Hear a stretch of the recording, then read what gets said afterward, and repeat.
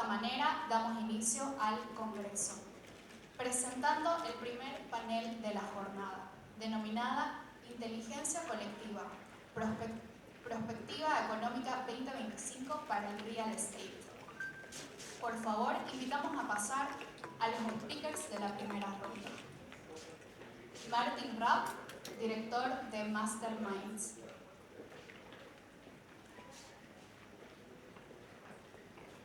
Julio César Valenzuela, fundador de Cinquino Capitales Inmobiliarios.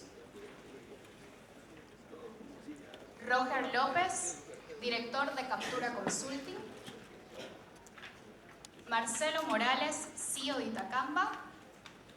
Orlando Vaca, director ejecutivo de Petroloc Servicios Petroleros S.A.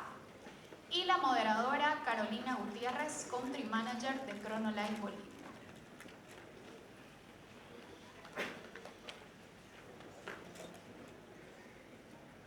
Sí, ya el panel lo estoy grabando.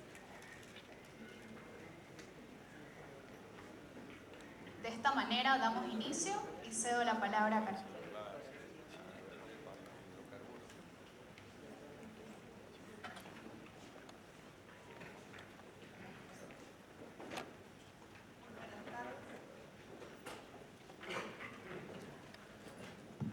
Muy buenas tardes, un honor para todos nosotros, hablo por medio de todos los aquí presentes.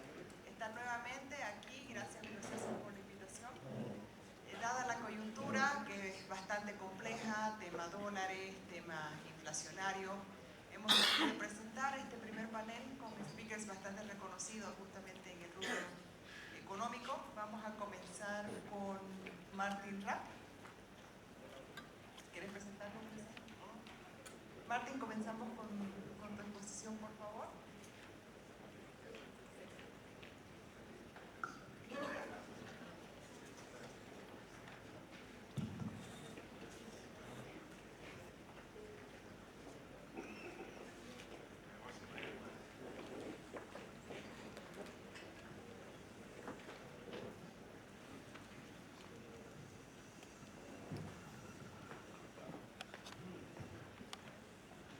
Bien, buenas tardes.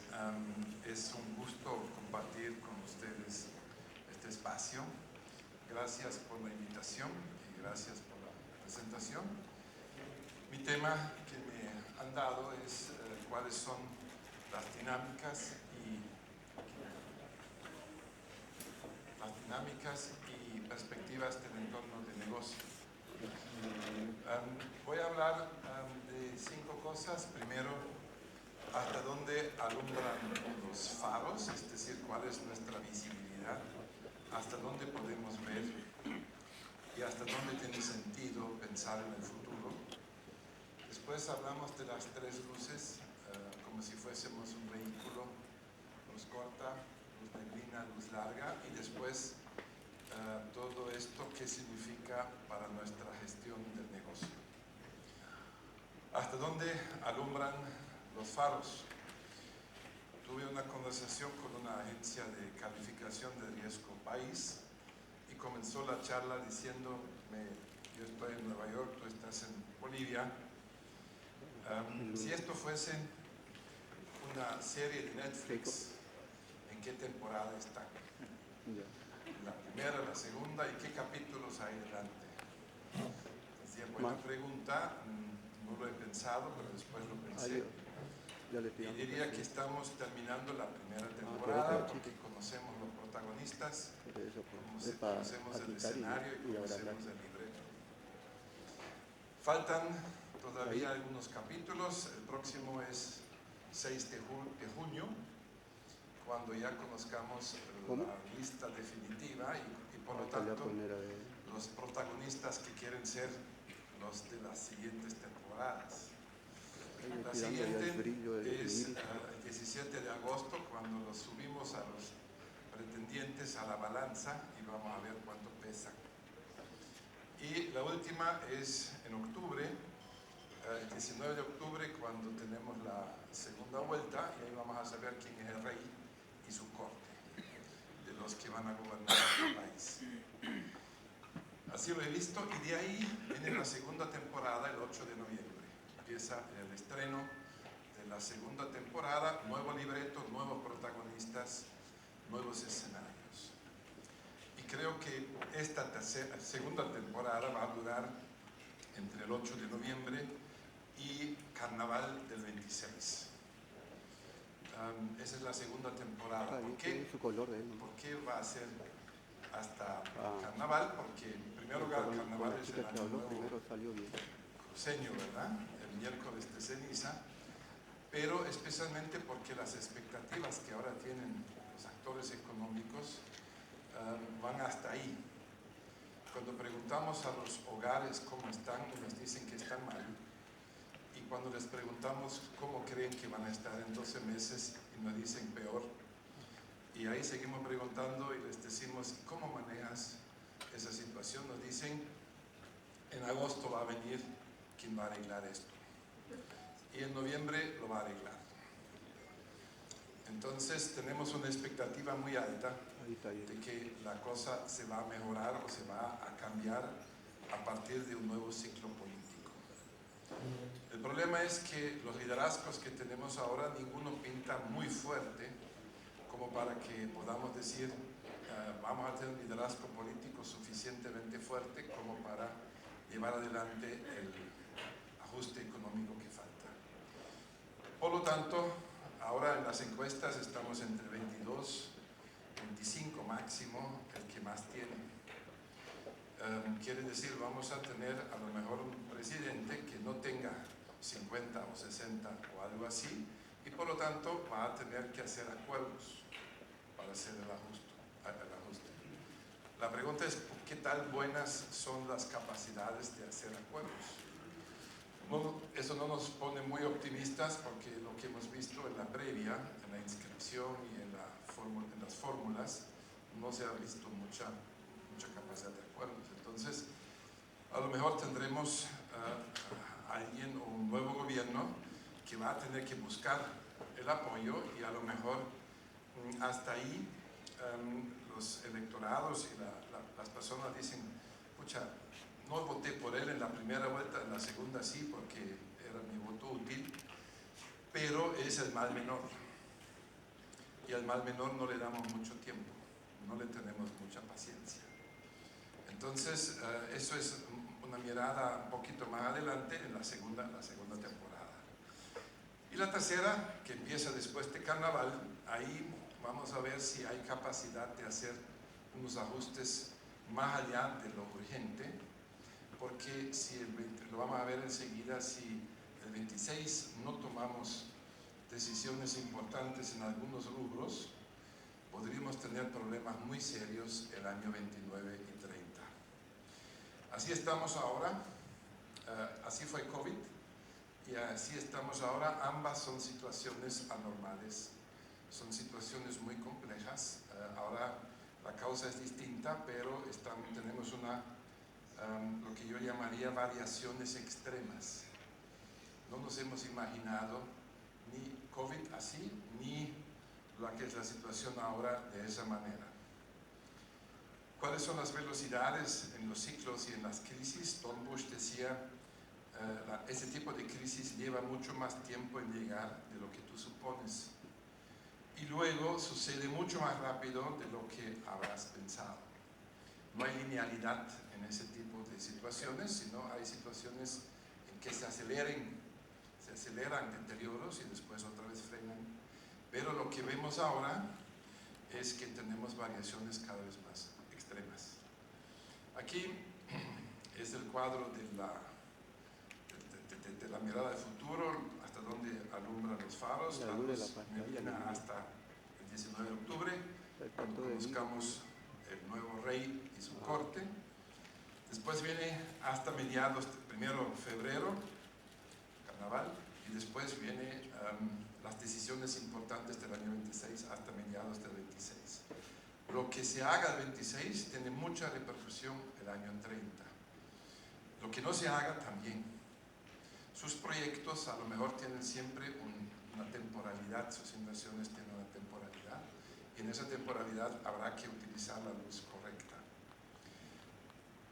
A partir de mediados y finales del 26 ya hay que encender la luz larga.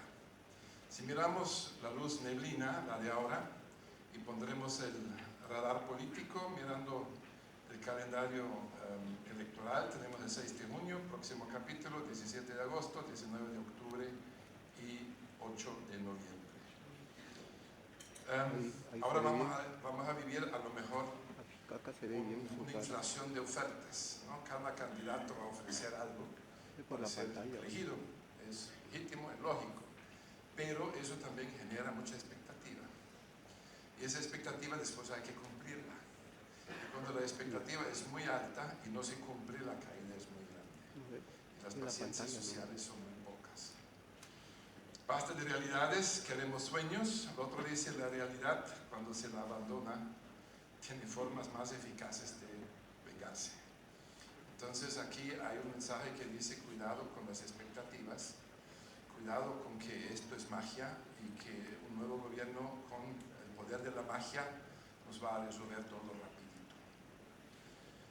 Los hechos relevantes de las últimas semanas: el tipo de cambio tuvo una escalada, lo vamos a estudiar enseguida. La inflación en supermercados está alrededor de los 25% en mayo. De marzo a abril subió 1, ahora subimos 2,5. Y el traslado de los costos por importación, por el tipo de cambio más alto, a los precios ahora se aceleró. Y se va a seguir acelerando porque el tipo de cambio, el valor del dólar sube.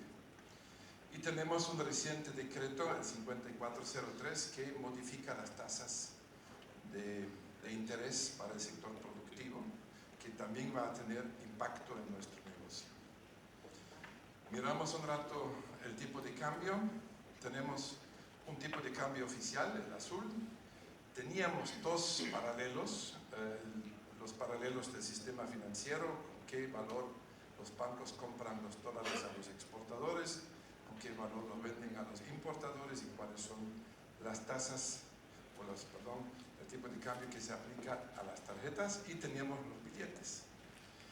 Y de ahí aparecieron dos sustitutos. El sustituto del billete es cripto, es USDT principalmente, y por el lado de los bancos hay un sustituto que es que son las transacciones entre particulares. Tenemos 4 paralelos. A veces escucho el blue. En Bolivia no hay blue, no hay una referencia, sino tenemos 4.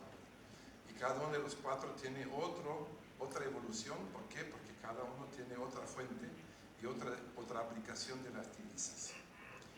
Si miramos a estos paralelos, la curva verde, si miramos la verde, es cripto USDT, que aparece recién a mediados del año pasado y que sustituye, es un sustituto del billete en la calle. En cambio, el banco, la amarilla, ya no es sustituto de la calle ni de cripto, aunque estén relacionados, pero no se sustituyen.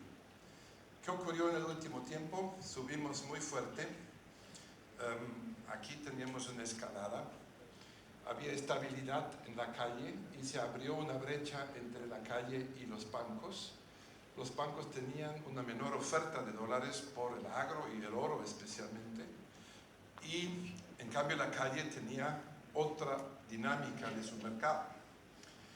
Empezó con un tipo de cambio en la calle de 11, de 10, 11, 10,5, 11. Ya se ha hecho rentable la exportación por contrabando. Es decir, lo que llaman el contrabando a la inversa. Exportamos, traemos equipos eléctricos, electrónicos de Iquique, los llevamos a Bermeja y los llevamos a Argentina y traemos dólares argentinos. La carne, como está prohibido la exportación oficial, la llevamos por Bermejo y también la vendemos en Argentina. Hay soya que se vende en Perú, hay aceite que se vende en el sur de Perú. Todo esto es generación de dólares, es decir, el sector informal no demanda ya tanto dólar, sino genera dólares. Y por lo tanto, hemos tenido estabilidades en ese tipo de cambio, mientras que los bancos tenían una menor oferta, por un lado, porque el agro tuvo un mal año pasado y empezamos recién en marzo, abril a generar más dólares. Y además, aquí, a partir de aquí, más fuerte, aparecen nuevos demandantes que antes no había. Demandantes de divisas, principalmente las empresas públicas, que ya no recibían suficientes dólares del Banco Central y han ido a la banca a comprar dólares en la banca privada. Y también compraron criptos. El gobierno autorizó la compra de cripto a las empresas públicas y eso hizo subir muy rápidamente, muy fuerte la demanda en ese mercado que es persona a persona y no alcanza. Y como no alcanza, a la banca. Entonces tenemos empresas públicas como nuevos demandantes, tenemos las empresas que importan combustible, empresas privadas que compran combustible, necesitan dólares, y tenemos la gestora que también compra dólares en la banca. Entonces tenemos una subida, un push fuerte con esos tres demandantes y una todavía insuficiente oferta. Y eso generó una nueva dinámica que no hemos visto antes. Porque si ustedes miran los escalones, aquí teníamos el año 23, mucha estabilidad, 7.50. El año pasado, el 24, subió en enero, un rato a 9, pero después quedó en 8. En mayo nos fuimos a 9, después nos fuimos a 10. La ministra de Trabajo decía que debe estar en 14 y 3 días después estaba en 14. Después volvimos a 11, 11.5. Fuimos a 10, había cierta estabilidad, había aquí unas compras del sector público y estabilidad en cripto y calle y la banca arriba. Y ahora tenemos otra situación. Se separaron y tienen otra dinámica, porque la situación de oferta-demanda ha cambiado fundamentalmente. ¿De dónde vienen los dólares? La exportación. Bolivia vende afuera pocas cosas: zinc, plata, estaño, minerales, oro, soya y gas. Eso mueve la aguja, de eso vivimos. Y todos ellos no tienen una dinámica en el sentido de que las exportaciones crezcan mucho más que las importaciones y por lo tanto tenemos un exceso, no al revés. Todavía los dólares disminuyen. Aquellos que vienen de los exportadores, de las exportaciones, han disminuido por minerales, por el oro. El oro se fue, lo captura el gobierno, se va a Coro, la empresa del oro del gobierno, y por lo tanto tenemos menos dólares que el año pasado. El año pasado teníamos menos que el 23, y todavía las importaciones no caen más que las exportaciones. Y eso quiere decir que los generadores de dólares caen más que los que necesitan dólares. Por lo tanto, esto va a cambiar recién cuando las importaciones caigan mucho más. Si las importaciones caen más porque los dólares son demasiado caros o no hay, vamos a ser más pobres. Porque las exportaciones no son un fin en sí mismos, sino las exportaciones las necesitamos para comprar las cosas que necesitamos acá. Bienes de capital, insumos para la industria y bienes de consumo. Por lo tanto, si no tenemos exportaciones, si no vendemos soya, no podemos comprar celulares. Entonces, no deberíamos decir siempre, hay que liberar las exportaciones. Hay que decir, si quieren más celulares, ayuden a que exportemos más, ¿no? Entonces, habría que volcar un poco el discurso, porque si yo digo, hay que liberar las exportaciones, la gente a lo mejor lo percibe como, es para los ricos, es para los pocos exportadores, no es para mí. Está disociado de mi economía, y no es así, no debería ser así. Los precios, esto es todavía abril del INE, 15% el IPC, pero es otra cosa de lo que era el año pasado. Fíjense, el año pasado en el primer semestre hemos estado en 2,5, 3 anualmente, y de ahí disparó a partir de julio, se fue arriba y dejó de ser una curva y empezó a ser una recta. Lo mismo pasa con los alimentos. Miren cómo disparó el índice a partir de julio.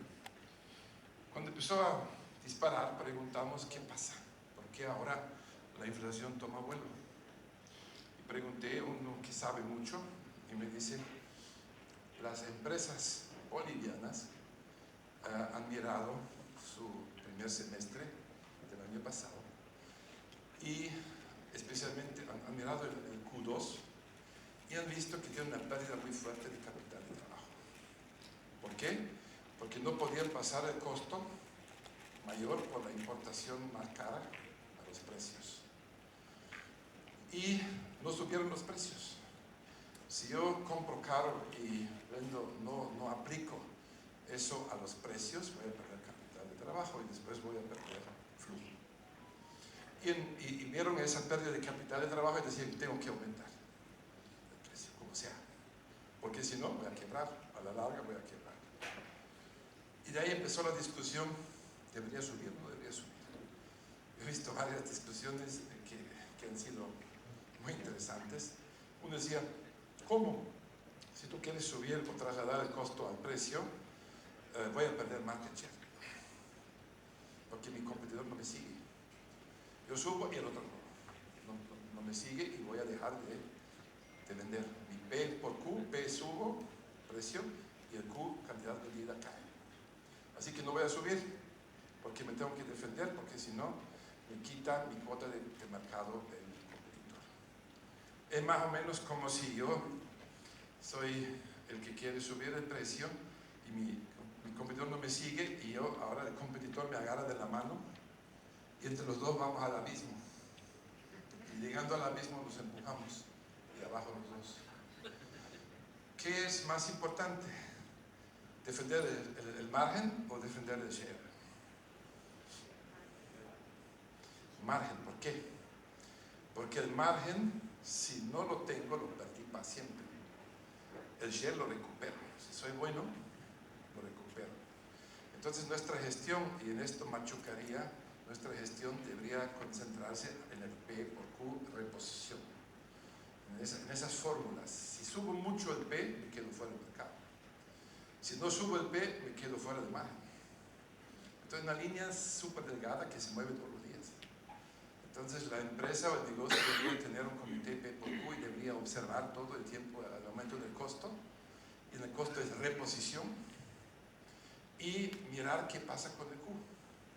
Si no hago eso, y si no subo el precio y vendo harto, como el que me lleva al abismo, entonces el Q es tóxico.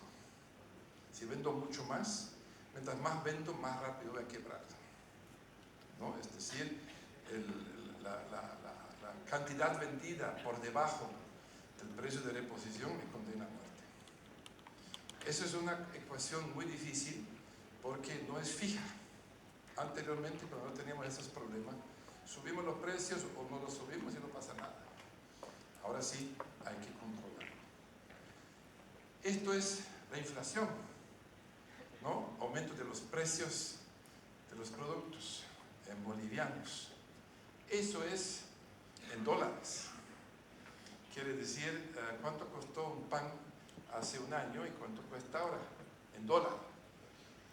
Es como si hay un producto que cuesta 10 y por la inflación ahora cuesta 14, 15, pero en dólares cuesta 4 de lo que costó 10. Y eso es muy importante diferenciar la inflación en bolivianos o en dólares, porque en dólares tenemos algo contrario, porque esa es la causa de la exportación o de que Bolivia se ha puesto muy competitivo para sacar sus productos afuera. Aquí está la explicación del contrabando de exportación, porque mi producto va en Argentina, la carne ahora boliviana en Argentina es mucho más barata que en Argentina. Aquí es más cara, en Argentina es mucho más barata, por el efecto cambiario. Aquí están los tres índices, el índice del productor, del mayorista y del consumidor. Ustedes pueden ver que el del productor sube más que el del consumidor. Eso quiere decir en la cadena B2B vamos a tener un traslado todavía de los precios al consumidor. Eso se va a trasladar y por lo tanto va a presionar hacia arriba la inflación. Vuelvo un rato acá. Eso es importante porque la inflación, el índice de inflación en el segundo semestre va a estar mejor, pero por efecto estadístico, porque la base de comparación en el primer semestre fue muy baja. No teníamos inflación muy baja, por lo tanto, la diferencia con ahora es muy grande. En el segundo semestre la base de comparación es muy alta. Ya le escucho al gobierno decir, la inflación ha bajado. Efecto estadístico, la base de comparación es otra. La economía de los hogares, sus clientes, tenemos una disminución de los ingresos por el mercado laboral. Ahora la gente trabaja más y gana menos. Hay más participación de los hogares en el mercado laboral. Antes trabajaba, para decir algo, el señor tenía una pega fija, la perdió porque era demasiado caro por los aumentos salariales, y ahora también tiene que trabajar la señora y tienen que trabajar los hijos para tener una mínima defensa del ingreso familiar.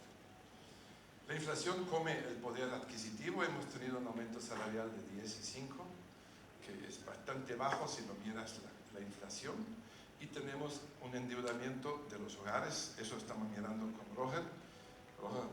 Roger siempre levanta la información y la miramos. 44% de los encuestados dice, en los últimos 2 meses tomé un nuevo préstamo, me presté plata nuevamente. ¿Dónde te prestaste? En la banca, 40%, pero más con mamá y los amigos, prestamistas, empresas comerciales y casas de empeño. El problema es la tasa. La tasa, si yo tengo un crédito hipotecario y no puedo pagar la cuota, yo digo, mamá, préstame porque no puedo pagar el banco, y si no pago me va a quitar la casa, préstame vos. O lo digo a un amigo, o lo digo al prestamista, pero el prestamista me cobra 3 o 4% mes, el banco 6% año. La casa comercial tiene fácilmente 70% o más de tasas. Por lo tanto, la economía del hogar empeora más rápido, es un turbo a la pérdida de poder adquisitivo. Si preguntamos para qué te prestaste, aquí, y he puesto la comparación enero-marzo para que vean la velocidad. ¿Se acuerdan? Al principio hablamos de la velocidad. Decíamos, no hay incertidumbre. Hay incertidumbre sobre la velocidad del deterioro. Entonces, fíjense, el 27%, eso mejoró un poco, bicicletea. Quiere decir, yo me endeudé para pagar deudas.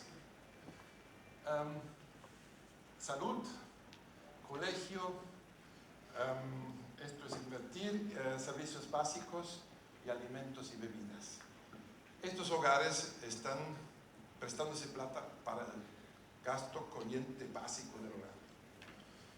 No han comprado nada nuevo, simplemente han defendido su gasto. Ya me está mostrando el tiempo. Eso es, me presté para comprar casa o terreno. Aquí podemos mirar el ciclo que les toca a ustedes. Roger va a hablar un poco más de eso porque hay diferentes tendencias. Unos es que yo compro terrenos y casas como refugio de mi patrimonio, de mi ahorro, porque no va a caer como el boliviano. Entonces yo me refugio ahí, es una tendencia a favor. Pero también hay tendencias de liquidación de los activos inmobiliarios, porque cuando me quedo sin liquidez en el hogar, tengo que liquidar activos que compré antes. ¿Qué puede pasar con los hogares? Primero, van a postergar y estirar ciertas compras, vehículos que cayeron a la mitad, electrodomésticos 30%.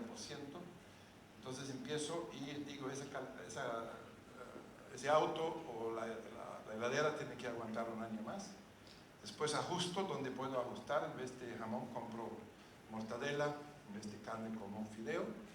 La cosa se pone crítica cuando la plata no alcanza para lo que puedo estirar o dejar de comprar o ajustar, por ejemplo, el transporte público.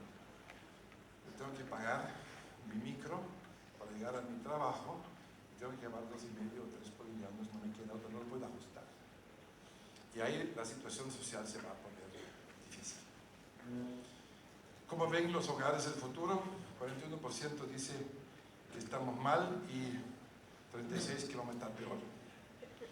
¿Y eso qué significa para los mercados? Tenemos problemas también de crecimiento porque están las volquetas en la cola y no están produciendo, tenemos una baja de productividad, y este es un ejemplo interesante. Lo que tenemos es sustitución. Los productos caros son sustituidos por más baratos. Eso es hoteles. Los hoteles de 5 estrellas caen en huéspedes 18% a marzo, los de 4, 12 y los de 1, 2, 3 crecen 9. El de 5 busca el de 4, el de 4 busca uno de 1, 2, 3. Quiere decir, los productos más caros son sustituidos por más baratos.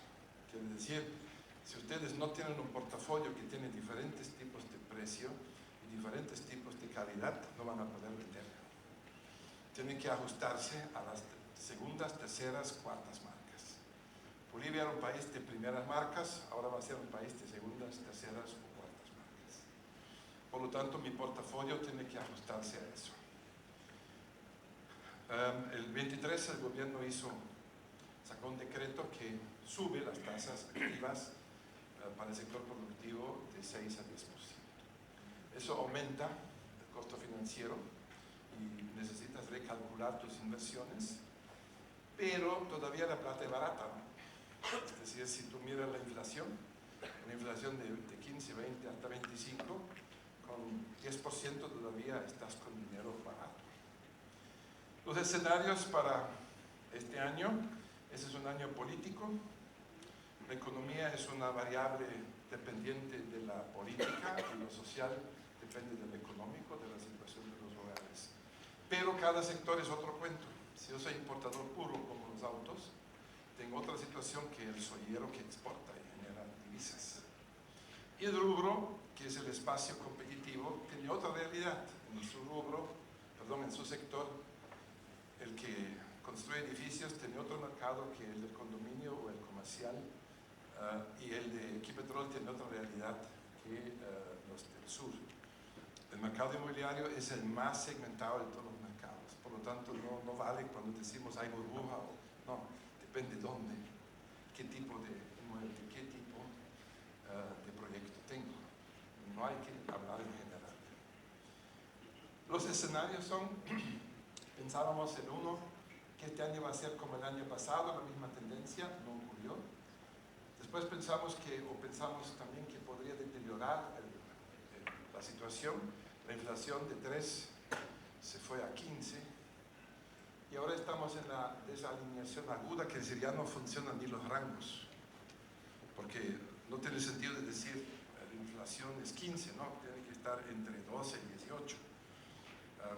Estos rangos ya no funcionan, estamos fuera de rango.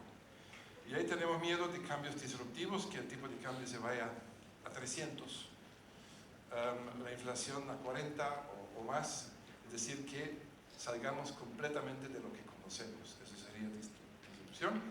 Y un escenario 5 que sería más positivo, dice que a partir del cambio en el ciclo político va a haber nuevas perspectivas, mejores perspectivas, se va a ajustar la economía y esas nuevas perspectivas generan nuevas inversiones y vamos arriba.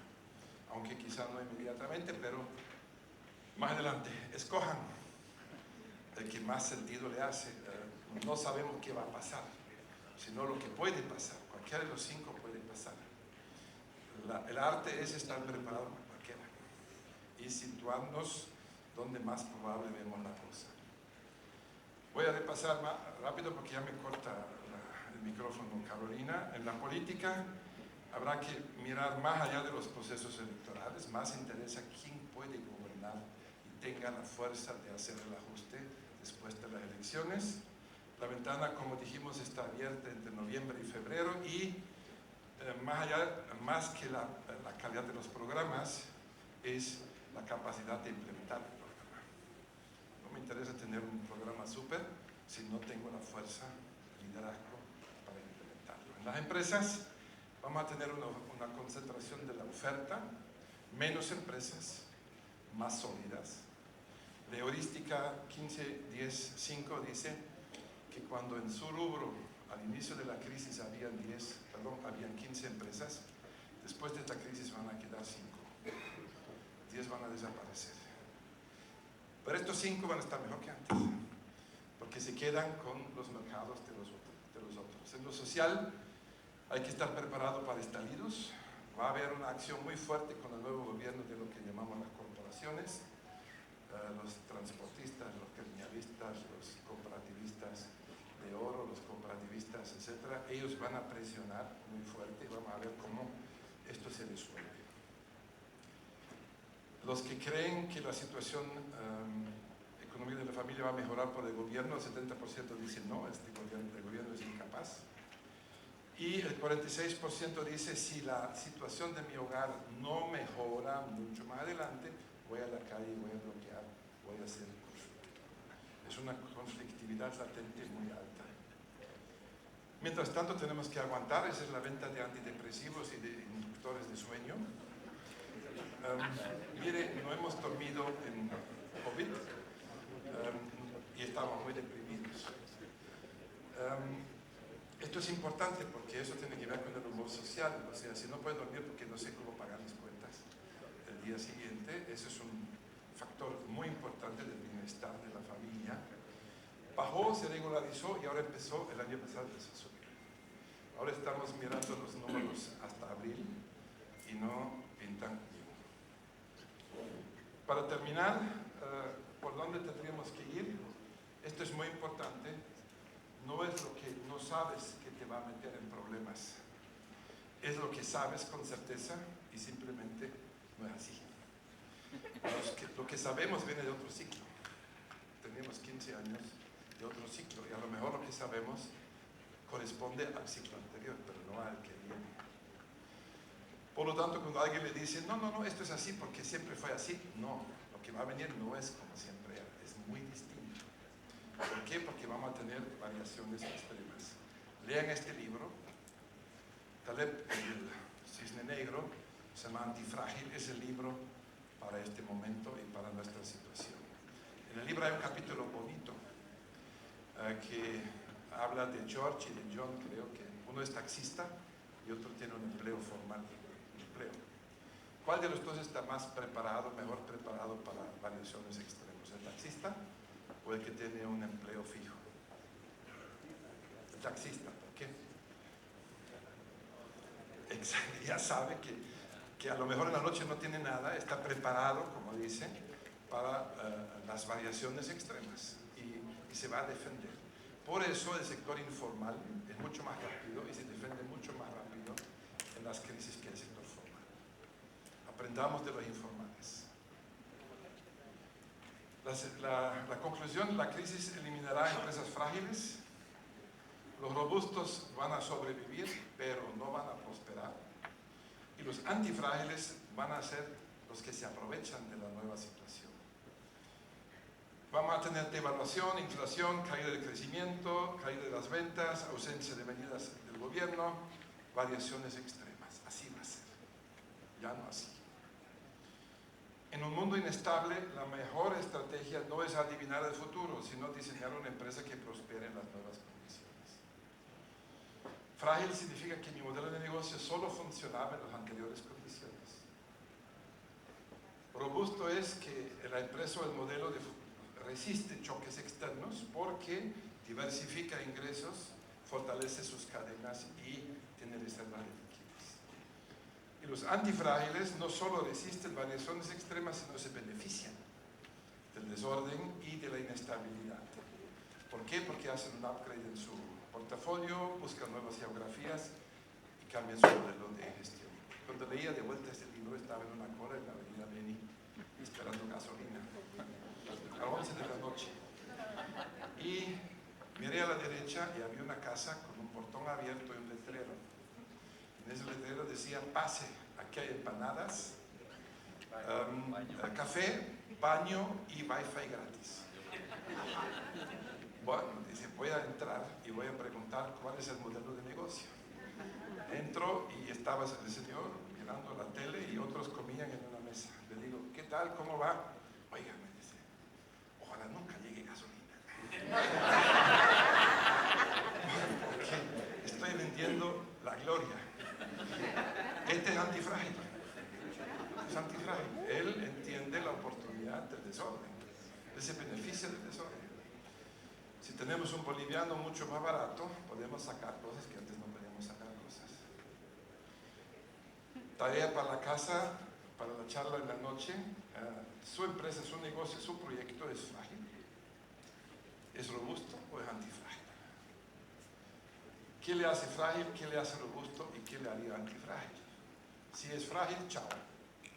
Veía un video que circulaba que decía, de una dueña de un restaurante que decía: voy a cerrar en un mes porque mi proveedor ya no me fía, no me da crédito, me subió los precios. Frágil, no puede con las nuevas condiciones, solo funcionaba con las condiciones anteriores.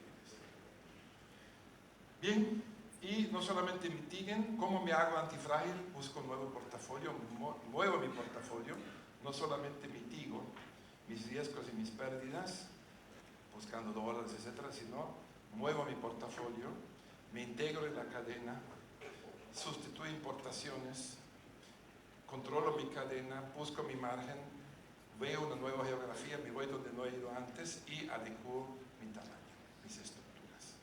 Si solamente hago mitigación, no voy a sobrevivir, voy a ser robusto quizá, voy a sobrevivir pero no voy a prosperar. Si quiero ser antifrágil, tengo que trabajar en portafolio. El problema es que la mitigación nos tiene loco, ¿no? ¿Cómo consigo las cosas más barato? ¿Cómo pago de banco? Y no hay cabeza para el nuevo portafolio. Miércoles en la tarde, a partir de las 4, dedíquense todos al portafolio.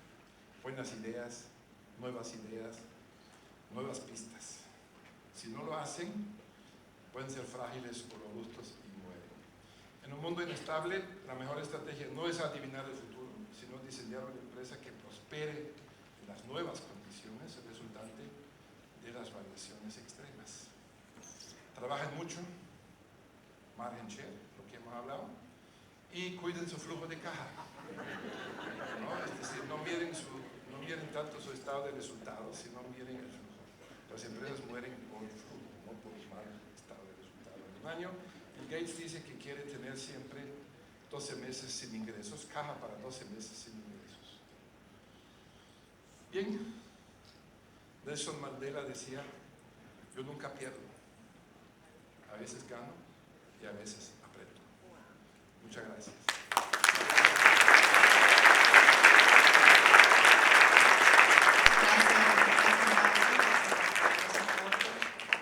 Seguimos con Roger. Roger, tenemos 15 minutos. Si te parece, faltando 1 o 2 minutos, te hago una señita o te aviso, por favor. Muy rápido. Ya, el tema de Roger es hoy día impulso de la demanda inmobiliaria. Gracias. Muy bien, gracias Carolina. Contento de estar acá, un saludo para todos. Hemos hecho investigaciones durante todo este tiempo y lo que vamos a presentar es un resumen y un monitoreo de esos indicadores que me parece que van a sumar a lo que se ha estado conversando ya. Capaz que lo primero, ya entrando al tema, porque Martín nos ha presentado un contexto general y entrando un poco más al análisis micro del sector, nosotros tenemos que la construcción está entre las actividades que menor crecimiento ha tenido en el último reporte del Instituto de Estadísticas. Si nosotros le damos una mirada a ese reporte, que la verdad que no está actualizado, porque para que ustedes sepan, el INE aún no cierra el crecimiento económico del 2024, el último indicador que tenemos es hasta septiembre del año pasado.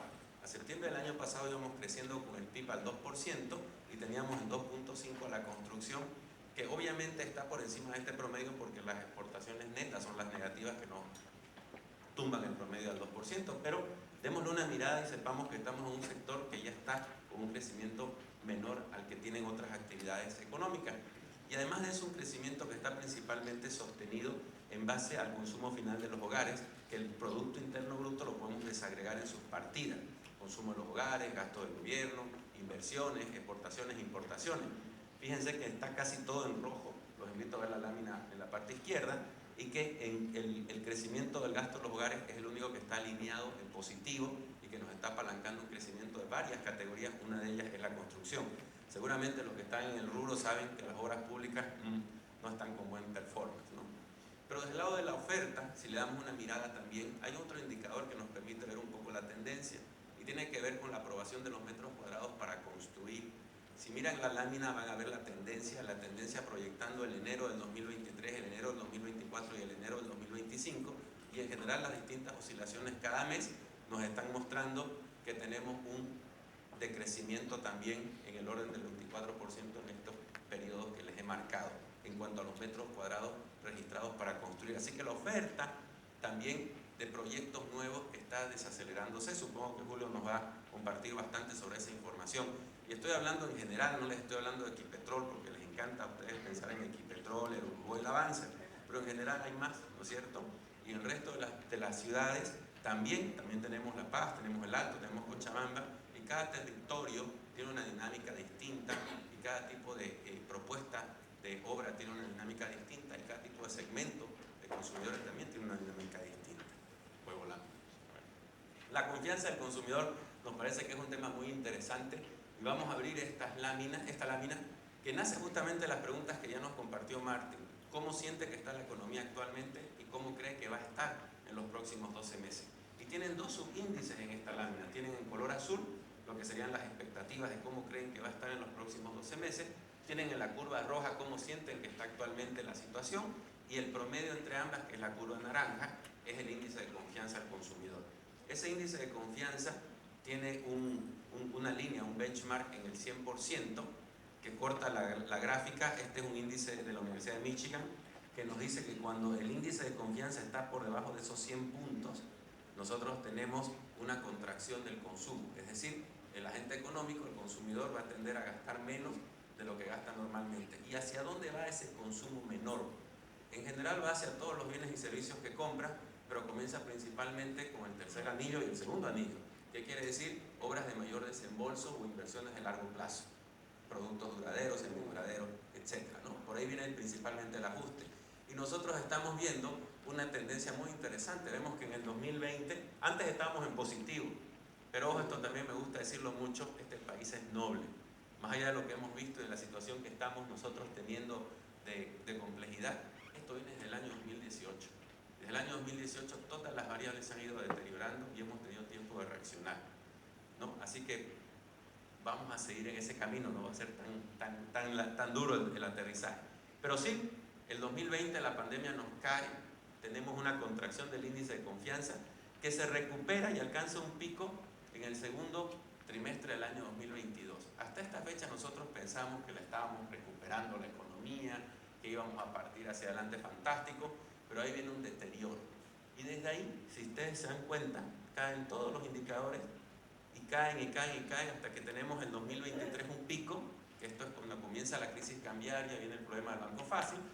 De ahí recuperamos un poquito, pero ya el trimestre 3 del año pasado todo se descontrola, y venimos en un descontrol desde finales del año pasado hasta hoy.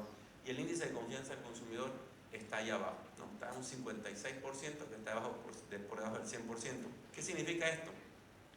Que el consumo en general de todos los bienes se está contrayendo.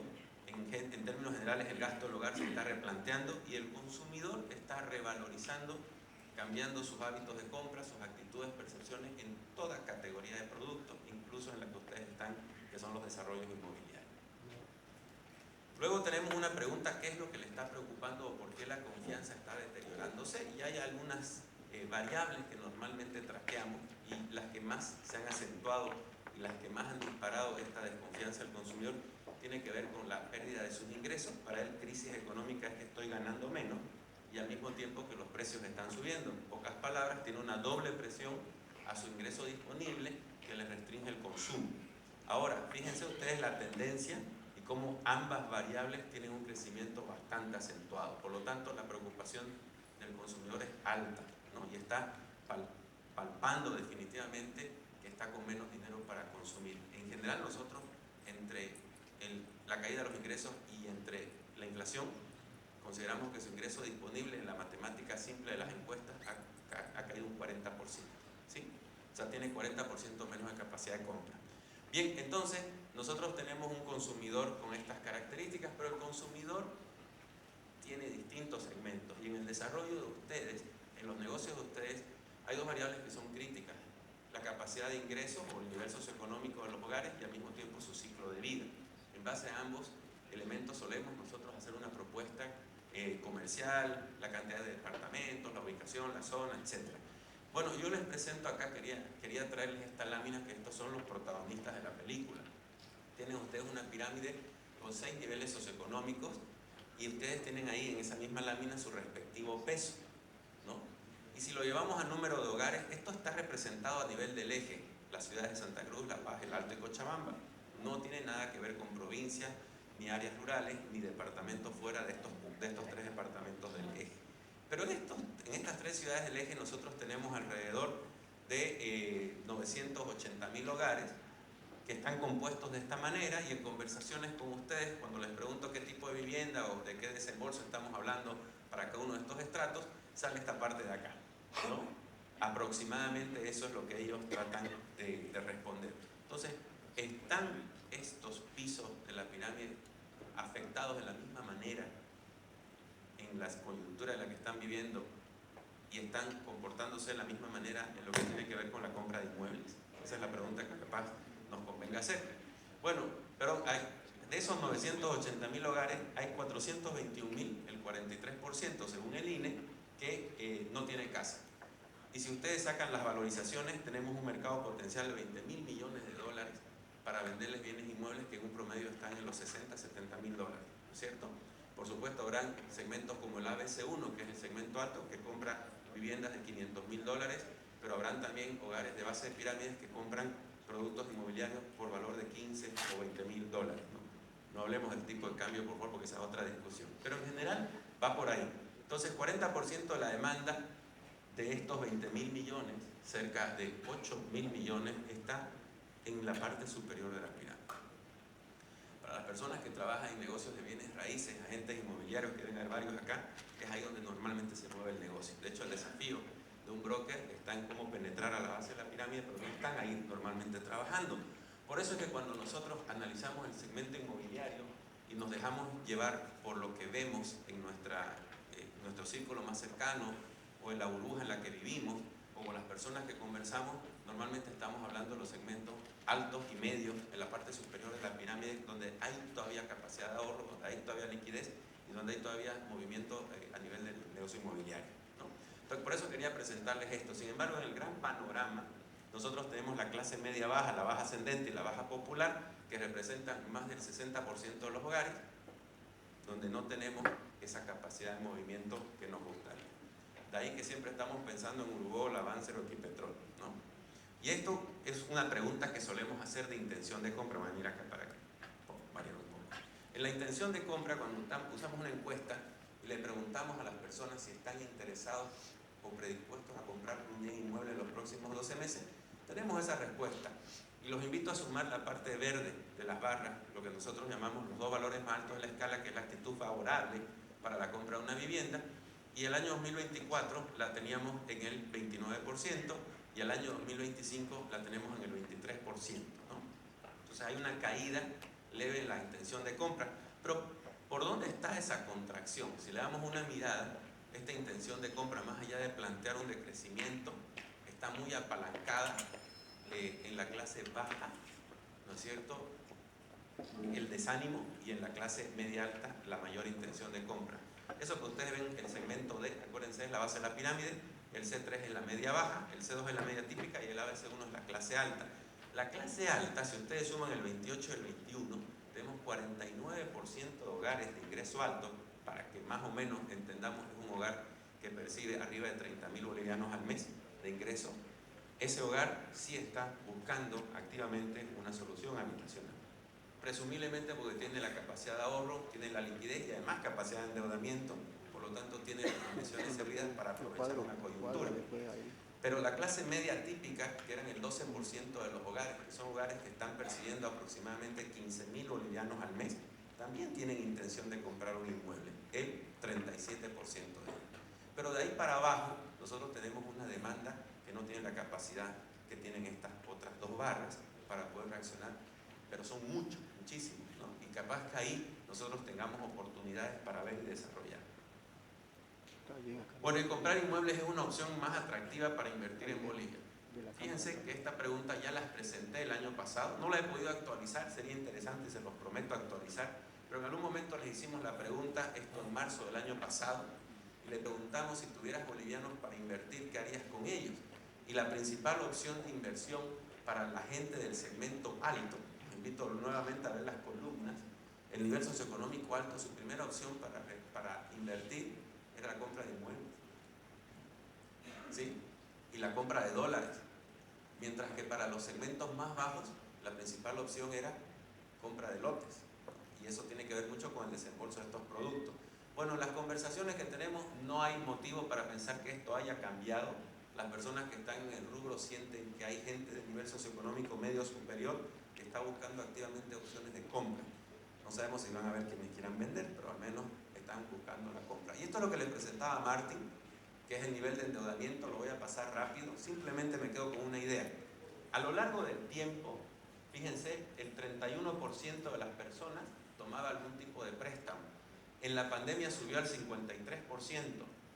Luego de la pandemia bajamos a 40% y vino el veranito que tuvimos el año 2022, donde creímos volver a la normalidad y 33% de los hogares se endeudaron. Pero posteriormente a eso, ya desde el 2023 y 2024, estamos con un nivel de endeudamiento del 40%, que es superior a la media histórica, alrededor del 30%. Por lo tanto, tenemos hogares con menor capacidad para invertir. Y bueno, ¿qué pasa con el tema de los créditos y las moras, ¿no? Nosotros tenemos una mora hipotecaria que crece. Esta mora hipotecaria está el año pasado cerrando en 3,9. Para vivienda está también por el mismo sentido, no es muy diferente. Significa que los actores ya están comenzando a tener problemas para pagar. Y con Julio hicimos una encuesta justamente para ver qué tan fácil o difícil sería para ellos pagar una deuda, ¿no? Y nosotros tenemos que la mayor parte, si bien está cumpliendo, hay un 5 o 6%, 8% que le está costando cumplir. Es más, y cuando le preguntamos si en los próximos 12 meses cree que va a poder pagar o va a tener problemas, tenemos un 6% que dice que seguro va a incumplir en alguno de sus pagos y un 21% que teme que pueda incumplir en alguno de los pagos. Incumplir no significa necesariamente que vaya a dejar de pagar y haga un default. Puede ser que se atrase, pero va a tener problemas de alguna manera, y cuando tiene cierto tipo de atraso afecta en los niveles de mora. Y este fue un dato que pude extraer de internet, del ASFI, que hace una actualización cada cierto tiempo sobre el tamaño de la cartera. Si ustedes se fijan, este tamaño de la cartera de vivienda social ya tuvo una contracción del menos 2,3%, ¿no? Así que a nivel de créditos de vivienda en general, no solamente de vivienda social, la cartera se ha contraído en los últimos meses 0,5%. ¿Sí? Bueno, ¿y qué es lo que nos conviene hacer? Los segmentos que están con mayor ahorro y liquidez, que son los ingresos medios a superiores, consideran que es una buena ocasión para hacer compras. Ahora que todavía se encuentran precios bajos y al tipo de cambio oficial, 65% del segmento ABC1 considera que hay que aprovechar y hacer una compra de inmuebles. Para el nivel de la media superior, 62%. Y por supuesto, los hogares de menor ingreso tienen mayor dificultad y prefieren incluso hacer compras posteriores. Bueno, y si tuvieras esta también le hicimos una pregunta que hicimos a finales del año pasado. Esta pregunta se presentó, me acuerdo, en una reunión de la Asociación de Desarrolladores. Le preguntamos: si tuvieras 45,000 o 100,000 dólares para invertir, ¿qué harías? Y tenemos que la mayor parte de las personas dentro de este segmento que tiene liquidez, estamos hablando de la clase media y media alta. La clase media y media alta, porque la baja no tiene capacidad de compra, en este momento dijo: ¿sabes qué? Si son 45,000, preferiría comprar un monoambiente que esté en una zona de alto desarrollo como Equipetrol y ponerlo en una renta corta. Y si tuviera 100,000 dólares, ya no compraría necesariamente algo de renta corta, aunque sí, sería mi segunda opción el departamento de Equipetrol, pero mi primera opción sería ya una vivienda más consolidada en un barrio, ¿no? Los valores son referenciales, no necesariamente son 100, pueden ser 150, pueden ser 200. Simplemente quisimos hacer notar la variación entre algo de poca y de alto valor. Y ya para llevarnos algo y cerrar esto. Entonces, el rubro continuará desacelerándose tanto en volumen como en valor. Si bien la mayor parte de los negocios tienen el P subiendo y el Q bajando, como decía Martín, este rubro en particular no tiene el P subiendo, ¿no? Tiene un tema de ajustes de precio que debe encarar, y por lo tanto el P no sube y el Q baja. Por lo tanto es un mercado en general que está perdiendo volumen y valor. Tiene que llegar a algún momento de una etapa de ajuste, con seguridad va a pasar en los próximos meses, pero por lo pronto, por eso es que hay mucha intención de compra de los segmentos medios superiores. Sube la inversión y el resguardo de valor como motivadores. Este es un dato que no lo coloqué, pero en general cuando le preguntamos a las personas si tienen intención de compra y me dicen que sí, le preguntamos cuál es el objeto o el propósito de la compra. 80% es irme a vivir, mudarme y construir mi casa, y el 20% es inversión. Hoy nosotros tenemos el motivo de compra como inversión o resguardo de valor en casi el 40%. Entonces es como que el driver que suena más bonito para la compra de un hogar, especialmente en la media superior. El 80% de los hogares de menor nivel socioeconómico sufre una contracción de ingresos, menos 40% en su ingreso disponible, y eso le afecta a la compra de cualquier tipo de categoría. Esta es una pérdida de su capacidad de ahorro y de poder de repago. Eso ha deteriorado su perfil crediticio, más allá de que no hayan créditos. Si acaso yo tuviera un perfil crediticio fácil para demostrar mi capacidad de repago, capaz que el banco me podría dar un financiamiento, aunque sea el 10%, que la tasa con el TERE, la tasa de referencia está ya llegando al 10%. Pero mi perfil de repago no cumple, así que además tengo problemas para poder encontrar a alguien que me financie y poder comprar una vivienda. Por lo tanto, cuando nosotros nos preguntamos qué es lo que se valora hoy, el acceso a la compra a crédito es algo muy importante para el consumidor. Y atender la demanda de ese 80% de menor ingreso implica repensar nuestro modelo de negocio. Y ahí estábamos hablando, y voy al tema que mencionaba Martín, donde tenemos nosotros mucha mitigación del día a día y poco tiempo para pensar en portafolio de productos. Pero no es solo portafolio de productos. Tengo que ver cómo puedo plantear productos de menor desembolso para una demanda que está contraída, pero también puedo pensar en nuevos mercados, en segmentación de mercado y en adecuar mi propuesta a características específicas de cada segmento. La invitación es que ustedes puedan resegmentar y ver oportunidades de negocio, y sobre todo tengan que prestar especial atención en la gestión de las ventas. 80% sin ahorros ni capacidad de endeudamiento, y con una inflación y un tipo de cambio en alza, los obligarán a ser muy creativos, especialmente en la fijación de precios y en darle acceso, ya que el consumidor no tiene acceso a la banca. Por eso es que todo ese segmento C3 y D1 se ha contraído. Lo que están valorando es crédito directo, y los únicos que dan crédito directo son los negocios de loteamiento, que incluso han bajado las ventas, ¿no? Ha bajado la venta en loteamiento, ha bajado la venta en desarrollos inmobiliarios a nivel general. Así que ese es un tema que nos obliga a ser creativos para poder verlo.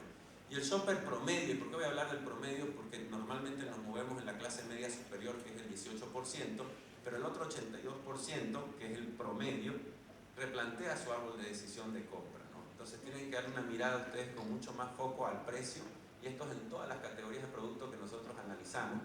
Cuando hablamos desde abarrotes hasta electrónica, hasta el vehículo o hasta un inmueble, el precio toma un valor fundamental, porque es un medio de acceso a un bien que ellos tienen, y la calidad y la marca quedan supeditadas. Finalmente, es clave estudiar y entender a este nuevo shopper promedio en este nuevo contexto, que ya Martín marcó bastante claras las partes del corto y del mediano plazo, para diseñar propuestas que sean atractivas y accesibles a sus nuevas necesidades y expectativas. Entonces, eso sería lo que me gustaría que se lleve.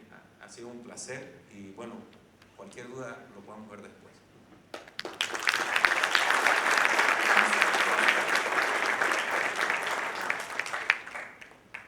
Con Marcelo Morales seguimos con el cemento como el termómetro de la construcción.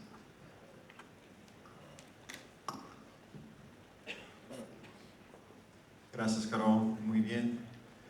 Un placer estar acá siempre. Muchas gracias, Julio. Gracias a todos los amigos de la construcción. Hace un año que estuvimos todos acá, creo que estamos todos acá, y hablamos que en ese momento estamos muy preocupados porque no había dólares, no había combustibles, pero en ese momento yo dije que no se preocupen, que cemento no iría a faltar. Calma, que cemento no va a faltar, no cambió eso, pero de verdad que la situación está mucho más compleja, ¿no? Entonces vamos a pasar aquí por algunos temas que realmente preocupan, y para que todos tengan bastante atención. Entonces es un momento complicado. Bueno, yo voy a intentar ser lo más breve posible. Yo no voy a entrar en el tema de PIB, de crecimiento del país, de construcción, como Martín comentó, seguramente vamos a hablar, pero el cemento tiene un enlace, está muy entrelazado con el crecimiento del país, con el crecimiento del PIB de la construcción. Entonces es muy interesante cuando miramos el histórico del crecimiento del país y vinculamos con el crecimiento del cemento, que también está indexado directamente con el crecimiento del sector de construcción. Mirando un ciclo ahí de 15 años, 13 años, no miramos el crecimiento acá del PIB del país, el crecimiento del PIB de la construcción. Y ahí se queda muy claro, ¿no?, que ya hablamos muchas veces, 2010 hasta 2018, 2019, había un crecimiento muy interesante del país, había un crecimiento increíble de la construcción, ahí dependiendo de las regiones, pero era un momento muy interesante de crecimiento. A partir de ahí, 17, 18, 19, veio pandemia, empezó a entrar en un ciclo, ¿no?, con mucho menos crecimiento. Isso en el 21, 22, 23, 24, 25, ya estamos apuntando para un crecimiento del país por debajo de 2%, 1%, un crecimiento marginal y, lógicamente, impactando el tema de la construcción. También guardemos eso. Ahora que entramos en el tema de cemento, yo acá, para intentar ser un poco más didáctico, separamos en dos ciclos. Es decir, este ciclo, que fue un ciclo muy interesante para la construcción, sale 2000, 2010 hasta 2019, como se puede mirar, el mercado de cemento estaba cerca de 3 millones de toneladas en Bolivia, era eso que se consumía para hacer, ¿no?, todos los proyectos acá, sean privados o públicos.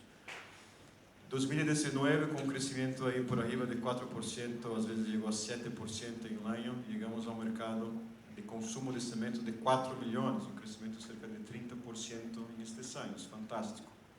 A partir de ahí se viene ese segundo ciclo, que podemos ser un punto de inflexión. Entonces, 2020 la pandemia, 2021 una recuperación, pero nunca más retomamos el ritmo de construcción, el ritmo de consumo de cemento que teníamos en este otro, en el primer ciclo que llamamos. Entonces, al final, 2024, tenemos un mercado de cemento muy similar al que teníamos en 2019. En ese ciclo estamos hablando de un crecimiento de 4%, o sea, menos de 1% de crecimiento por año de consumo de cemento. Eso quiere decir mucha cosa, ¿no? Es decir, la construcción está totalmente vinculada a ese consumo de cemento. Bueno, pero para la tempestad perfecta para el sector de cemento, entonces, es decir, el consumo de cemento cae, el sector de la construcción lógicamente también impactado, y al mismo momento la capacidad incrementa en el sector de cemento. Otros players dentro del mercado, el consumo de cemento cae, otras inversiones son hechas y cada vez más esa sobreoferta presiona el sector cementero con sus costes, una vez que el tema de cemento es un capital intensivo muy fuerte, son inversiones muy grandes, entonces tener capacidad, 50% de esa capacidad parada, complica mucho y torna cada vez más compleja y dinámica el sector. Entonces, reducción, en ese momento, desde 2018-19, empieza ya a sufrir un tema de reducción de rentabilidad y liquidez en el sector cementero, influenciando también la dinámica del mercado. Bien, el momento actual, ¿no? Miramos un poco el pasado, ¿qué estamos pasando ahora en este momento? Mirar los últimos 4 meses de 2025. Entonces acá te muestra ventas de cemento en Bolivia del cuadrimestre. Entonces, eso llamó mucho la atención. Estamos hablando de una reducción de 6% del consumo de cemento comparado con el año anterior, comparado con 2024. Mismo con puntos que Martín comentó acá inclusive, ¿no? Hay un tema de exportación. Hoy ya hay cemento saliendo de manera bien relevante, especialmente en la parte del occidente, ¿no?, por tema de precio. Entonces, es decir, que 6% de reducción, considerando ya un volumen, claro, sabemos que ahí sale un volumen por contrabando, pero sale un volumen acá del mercado de cemento, entonces ese número podría ser inclusive peor. Hay que mirar, ¿no?, por sectores, por regiones, el sector privado, el sector público, pero 6% de reducción en los primeros 4 meses es algo bien fuerte. Lógico, tuvimos lluvias muy complicadas, tuvimos temas de combustible. El cemento tiene una característica en Bolivia bien peculiar, que se movimenta bastante. Entonces, el tema de transporte, estamos teniendo mucha dificultad, complicó también bastante la entrega del material. Entonces, sumando el tema de importación, el cemento tiene 70-80% de materia prima y producción local, pero hay un 25% que las empresas necesitan importar y están con dificultad. muchas empresas están con dificultad. Entonces el sector también está teniendo una presión en costos y disponibilidad también de liquidez muy importante. Bueno, mirando também a situação atual, acá também já foi comentado por Marta e por Horace. Primeiro quadro à la esquerda, evolução de empresas construtoras. Esse é um dato interessante, não? Porque em el ciclo, como falei, no primeiro ciclo, seria um salto muito grande de construtoras, hormigoneiras, todas entrando no mercado, por um momento de crescimento muito fortes. A tendência agora de consolidação. Então, praticamente 23 para 24, o número de construtoras, o número de empresas ligadas ao setor de construção se mantuvo. Então, claramente há uma tendência, em momento de crise natural, de consolidação das empresas. Então, quem estiver bem, possivelmente vai estar melhor daqui a um tempo. Mirando o segundo quadro à direita, importações de materiais de construção. Então, esse está bem claro. Mire o volume, não? Que bajou com relação à importação, claramente efeito da divisa que está restringindo as exportações. Importação, perdão. Permissos, Ori comentou, permissos de construção em metros quadrados e em quantidade, mais de 20%. Talvez não estamos sofrendo esse efeito agora, não, mas seguramente com o ciclo da construção de 6 meses ou mais, seguramente isso vai impactar. Não? Então, são projetos não estão sendo renovados, em algum momento vai diminuir aí também o consumo de semente e a movida do setor da construção.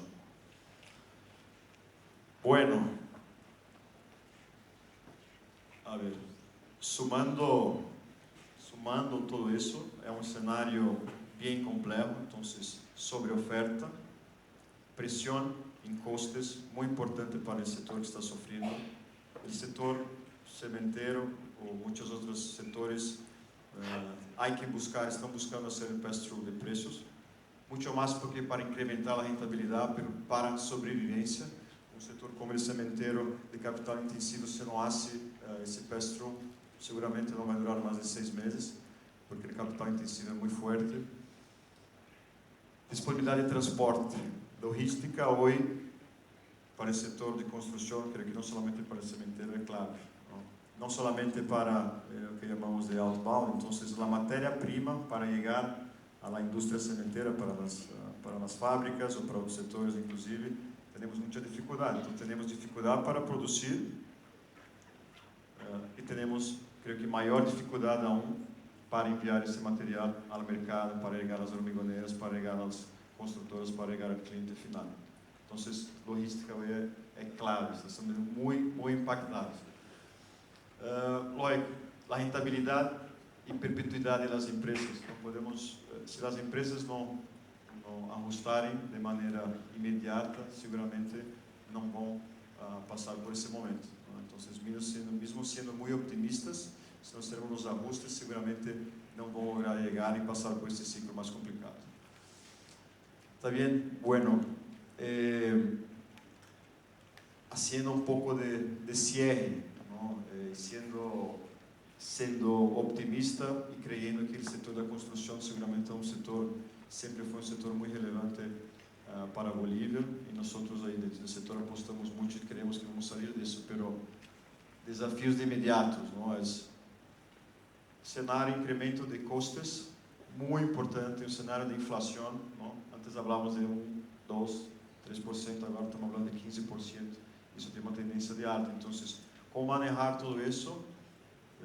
As empresas vão ter que buscar créditos em cenários também de inflações, garantizar a liquidez, tudo dentro da parte de conflitos sociais, é decir, mais dificuldade em transporte e entregar. Então, regionalmente, possivelmente cada projeto ou cada localidade de construção vai ter que lidar com esse desafio. Produzir e entregar antes era uma coisa sencilla, era uma coisa que hacíamos, não? Hoje não é tão sencilla, perdão. Então temos que buscar alternativas de assegurar que vou lograr produzir e entregar. E sim, há que tomar ações. Por nossa parte, que eu poderia passar um pouco o que estamos fazendo como cementeiros ou como setor de construção, gente, não? Para pasar por essa crise, porque é muito importante ter gente motivada, inovando, pensando em maneiras distintas para seguir crescendo e buscando inovar, porque não vamos a ser mais como hacíamos as coisas, seja para produzir, seja para entregar el cemento ou outros produtos. Eficiência logística mais operativa, clave.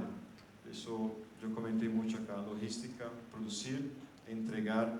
Cada vez mais a logística vai ser clave para o nosso setor, não só para a sementeira, mas eu creio também para toda a cadeia, é super relevante. Plano de guerra de curto prazo, é decir, todos os dias, nós 7h30 da manhã discutimos como vamos tratar os temas diários. Então, plano de guerra e uma planificação estratégica e ter muito claro como podemos capturar oportunidades, seja diversificando, vou dar um exemplo, Itacamba agora está também entrando no mercado agrícola, que é com nossa marca Brotter, que é um mercado que pode potencializar e seguramente é muito relevante em Bolívia, e isso nos ajuda a diversificar em momentos de crise, pode ajudar bastante. Então, diversificar não é só cambiar de rua, pode ser dentro do segmento, pode ser uma classe distinta do projeto que se hace, pode ser outro tipo de projeto. Então, buscar oportunidades dentro do momento de crise. E bem, como o Martin comentou, momento de crise, cash is king, liquidez. Se não há liquidez, a empresa não tem capital operativo, a empresa não logra sair de tudo isso. Então, é isso. Eu creio que é um momento, é um ciclo, como viramos. Bolívia passou por vários ciclos, estamos num ciclo agora complexo, temos que seguir creyendo, fazer as coisas de maneiras distintas e apostando que vamos sair disso aún melhores.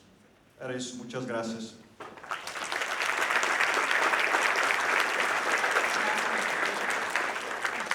Orlando nos va a hablar hoy de energía y construcción en Bolivia. ¿Cuáles son los desafíos y las oportunidades de la matriz energética para el sector inmobiliario? Muchas gracias. Buenas tardes. Bueno, el primer reto que tengo es el poder mantenerlos despertados después de esta hora que han estado atendiendo la presentación. El poder, yo como petrolero, de alguna manera hacer un nexo con la construcción, por la parte energética, les digo de que ha sido algo que he tenido que utilizar mucho la creatividad. Quiero comenzar primero haciéndoles un poco de historia, ¿no? Nosotros los bolivianos comenzamos con la energía petrolera en el 1920 cuando vino la Standard Oil. Y ellos encontraron el primer pozo en Bermejo, en el sur de Bolivia. Es más, ellos encontraron todos los campos petroleros, la mayoría de lo que es petróleo, lo encontraron ellos, Camaquingui, Bermejo, Camil, Guayuy. Esos campos que hasta ahora siguen produciendo, como el Bermejo X2, que tiene 101 años y sigue produciendo hasta el día de hoy. 1924, el primer pozo. Después viene la Galf, en el año 55. Y la Galf es la que encuentra Yapacaní, Río Grande. Estamos hablando de La Peña, estamos hablando de estos campos del Palmar, los que están aquí en Santa Cruz de la Sierra. Y ellos descubren gas y petróleo, pero ahí comienza la era del gas. Tanto que en el año 71 comenzamos a exportar gas a la Argentina, un contrato de $9 millones al año, y comenzamos a exportar gas. Ya éramos autosuficientes y comenzamos a exportar gas. Ahora, ¿qué ocurre? No sé si esto es una bendición o es a lo que nos ha llevado, cómo nos encontramos el día de hoy. Porque cuando en el año 90, en la década del 90, se encuentran los megacampos, San Alberto, San Antonio, Margarita, Huacaya, Incahuasi, y donde llegamos a exportar a partir de 2010, ¿no? Al principio del 2000 al Brasil, a partir del 2010 a la Argentina, y llegamos en el 2014 a exportar 60 millones de metros cúbicos. Voy a ser un poco técnico acá, pero me interesa captar su atención para que puedan ver la realidad energética y cómo va a influenciar en la construcción. Llegamos en el 2014 a exportar cerca de 32 millones al Brasil y como 15 millones como media en la Argentina de metros cúbicos, mientras el país consumía 10, 12 millones de metros cúbicos en aquella época. 60 millones producíamos de metros cúbicos. Hoy producimos 27 millones, de los cuales solamente le exportamos al Brasil 13, porque el país ahora tiene un consumo de 14. Pero ¿qué es lo que ocurre? Como decía, no sé si fue una bendición o fue algo en contra de nosotros. ¿Por qué? Porque nos abocamos simplemente a que todo lo que hacíamos en energía fue en base al gas. Y eso es lo que vamos a discutir el día de hoy. Yo quería comenzar con esta pequeña historia para que hablemos de lo siguiente. ¿Pero qué está pasando en el mundo? En el mundo el 80% todavía, el 80% en el mundo sigue siendo dependiente de los combustibles fósiles. ¿Qué es esto? El petróleo, el gas, el carbón. En el 2024 tuvo un tremendo incremento el uso del gas a nivel mundial. Pero el petróleo se mantuvo. Son 100 millones de barriles por día de petróleo que consume el mundo para correr. 100 millones de barriles por día. Bolivia consume un equivalente de 90.000 barriles por día para mantenernos, para movernos. Bolivia, nosotros 90 al 92% es nuestra necesidad de combustibles o el uso de combustibles fósiles. Para nosotros mover el país son equivalentes a 90 a 92.000 barriles por día de petróleo. El mundo consume 100 millones. Cuando hablamos del consumo eléctrico, la electrificación de transporte, los centros de datos, inteligencia artificial, los clústeres que se están haciendo a nivel mundial, está demandando mucha energía en el mundo. Así también el control de microambientes, no solamente en el mundo, en Bolivia también. Estaba hablando con un amigo que tiene una empresa de aires acondicionados y me decía que ha crecido en los últimos 3 años cerca del 30% su mercado de venta. Wow, le digo, debe ser la construcción de Santa Cruz. No, no es Santa Cruz, Cochabamba y La Paz. Cochabamba y La Paz, porque resulta que los edificios que construyeron no venían con aires acondicionados central y hace mucho más calor. Entonces, en los últimos 3 años, pues, lo que está pasando en el mundo está pasando también en Bolivia con la cuestión de los microambientes. Pero esta es la sumatoria total por la cual el año pasado hubo un incremento en el mundo del 2.2% en necesidad energética. No hemos sido una excepción en Bolivia. Va acompañado por muchas cosas. Lo mismo, iPads, celulares, computadoras, aires acondicionados, todo va de la mano. En el 2050 vamos a tener 9.7 billones de habitantes en el mundo. 9.7. ¿Saben cuál? Eso es un incremento del 27% en lo que es la parte demográfica. 27% del incremento de la población mundial. ¿Saben cuánto va a subir la energía? La demanda de la energía, ¿cuánto va a ser? El 50% se va a incrementar. Bolivia no es la excepción. Se dice que en el 2050 vamos a ser 15 millones de habitantes y vamos a subir de 1.6 megawatts a 3.7 megawatts. Pero ahí hablamos nuevamente de energía. ¿Pero con qué? Y eso es lo que yo hoy les voy a presentar. En el mundo se ha incrementado mucho fotovoltaica, fundamentalmente. El año pasado en el mundo fue 80% el crecimiento de fotovoltaica. Pero también se ha incrementado la eólica. Se están queriendo volver a reactivar las plantas nucleares, principalmente en Europa, después de la guerra que ha habido Rusia y Ucrania, porque están sufriendo. Había muchos países en Europa dependientes del gas de Rusia. Están pensando en reactivar sus plantas nucleares que las habían desactivado. Pero bueno, vamos a Bolivia y vamos a entender un poquito. Siento que este gráfico es un poquito lleno, un poco ocupado, pero necesito que entendamos desde el inicio. Nosotros tenemos una matriz energética muy sui generis, por lo que acabo de decirles de la historia. Lo que pasa es que ha sido muy fácil al tener tanto gas, hagámoslo todo con gas. Estamos produciendo 27 millones de metros cúbicos por día, de los cuales 13 se van al Brasil, 14 quedan para nosotros. Mercado doméstico. GNB se lleva el 23%, comercial el 2%, doméstico el 6%, generación eléctrica el 44%, y la parte industrial se lleva industrial directa, planta de urea, bueno, y muchas otras industrias directas están consumiendo el 25%. Pero ¿dónde quiero llamarles la atención? Y esto es fundamental para que podamos entender la problemática que estamos encarando al momento y que se nos va a complicar más a partir del año que viene. ¿Por qué? Porque resulta de que estos campos de gas que yo les mencioné están declinando, están cayendo su producción a un nivel acelerado del 10% por año. 10% por año, era el 5%. 10% por año. Aunado al hecho que no estamos logrando encontrar nuevas reservas de gas. En diciembre de 2023 hizo una certificación que dijo que en diciembre de 2023 teníamos 4.5 TCF. Ya nos hemos comido en el 24 cierta cantidad. Comemos cerca de 0.6 TCF al año, 0.65 al año. La mayoría se va para la generación eléctrica. Hay un corte que va a existir entre lo que vamos a producir dentro de 2 años, 3 años más y la demanda. Puede ser que en el 2029 no tengamos esta cantidad de gas doméstico, de tal manera de que hay un riesgo de que en el 2029 tengamos que comprar gas. ¿Para qué? ENB comercial doméstico, ya no creo que es generación eléctrica, porque vamos a tener que ser muy selectivos.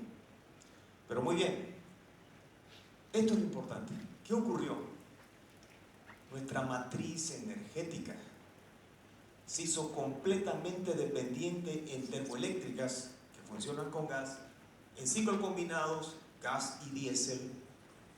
Seguimos hablando de fósiles, pero nos olvidamos fundamentalmente de la verdadera bendición que tenemos los bolivianos. Los bolivianos tenemos mucha capacidad en la parte de renovables. Lo que otros países no lo tienen, nosotros lo tenemos. Desafortunadamente, otra vez capaz que nos quedamos confiados por el hecho de que teníamos mucho gas. Por lo tanto, ¿para qué? Y nos olvidamos de las tremendas oportunidades que tenemos en hidroeléctrica, en eólica, fotovoltaica y geotérmica. Todo en un solo lugar. Costa Rica funciona a punta de geotérmica. No tiene más. Nosotros tenemos muchas cosas. Pero ¿a dónde quiero llegar? De toda la energía eléctrica que nosotros generamos a través de esta matriz energética, como ustedes lo ven, tenemos 3.600 megawatts de capacidad. Tenemos una potencia instalada de 3.600. ¿Ya? Nuestra demanda es de 1.600. Pero si hay un pico, vamos a poder, porque tenemos una capacidad de 3.600. Ahora resulta que la demanda, fundamentalmente, y quise hacer un estudio para ver cemento, específicamente cemento, se lleva el 3% de esos 11.700 megawatts hora o de estos 1.600 megawatts. 3% de cemento. Ya lo decía hace un momento Marcelo, fueron 4 millones de toneladas de cemento, imagínense la cantidad de energía, y ahora estamos produciendo acero, y sé que de fierro consumimos 4.000 o 408.000 toneladas de fierro, de la cual el 50% lo producimos en Bolivia, que necesita gas. No hablemos todavía de ladrillo y todas esas cosas, pero eso 30% de un proyecto es el impacto de esos 2 ítems. Entonces tenemos minería, bueno, esta es más o menos lo que necesitan este gas que produce esta matriz energética. Termoeléctricas de solo gas, $31 por megavatio. Ciclo combinado, perdón, este es $24, $31. Hidroeléctrica, $32 por megavatio.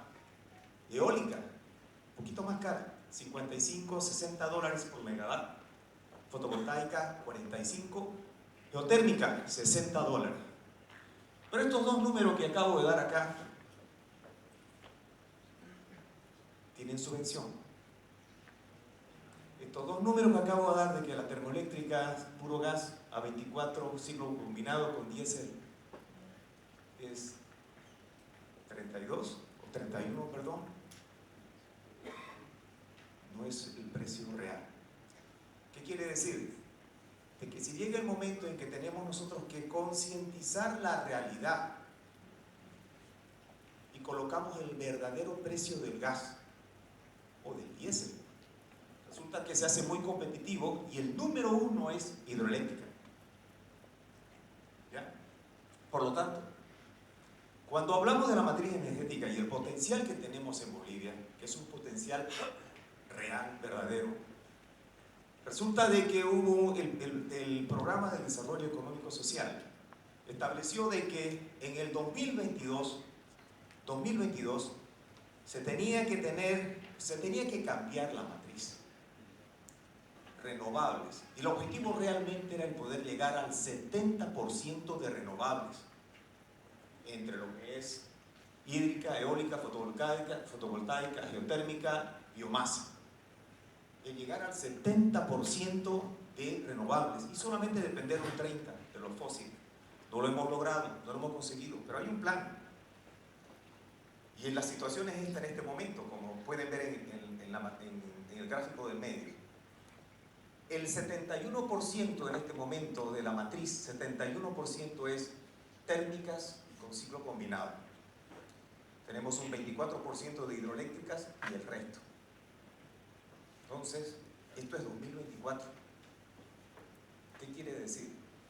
Si en el 2025 no tenemos la capacidad de encontrar un campo petrolero exploratorio, que aún exploratorio, el que entre a la cadena de procesamiento de gas no es inmediato, pero si tenemos la suerte de que en el 2025 tengamos un éxito exploratorio, nos puede dar un respiro para que en el 2029 no ocurra lo que estábamos hablando, de tener que importar gas.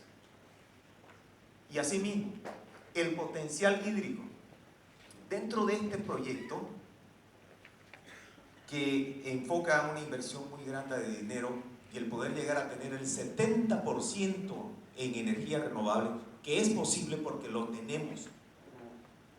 Hay hídricos, 9 proyectos, solo por mencionar, Misicuni, 120 megawatts, Rosita, 600 megawatts, Santa Cruz consume el 40% de toda la demanda nacional. Nosotros en Santa Cruz necesitamos justamente 600 megawatts. Con Rosita lo tendríamos. Eólica, estamos hablando de cerca de 9 proyectos de eólica. Hay San Julián, Guarnes, hay otro muy interesante, Colpana también, Colpana con cerca de 27 megawatts. Fotovoltaicas, hay cerca de 12 fotovoltaicas, pero por nombrar una de las más importantes es la de Oruro, que está produciendo 100 megawatts. Geotérmico, tenemos el de la Laguna Colorada en Potosí, tremendo potencial el que tenemos de geotérmica, tremendo potencial. Pero una cuestión simplemente de hacer la gestión, es de la misma forma que tenemos biomasa. De biomasa tenemos mucho, de frutos para poder transformarlos en biodiesel tenemos mucho. El CUSI es uno de ellos, por ejemplo. Tenemos cerca de 1,5 millones de hectáreas silvestres de CUSI que lo podríamos transformar en biodiesel sin ningún problema. Pero lo que necesitamos es justamente esa capacidad política de Estado, una gestión que sea directamente enfocada en la energía y poder darle la vuelta a la situación y dejar de ser dependiente de combustible fósil y ser un país completamente enfocado en energías renovables. Lo tenemos. Es solamente cuestión de que lo hagamos. Por lo tanto, aquí es donde quiero llegar. Sí hay un impacto. Hemos venido hablando de la parte económica.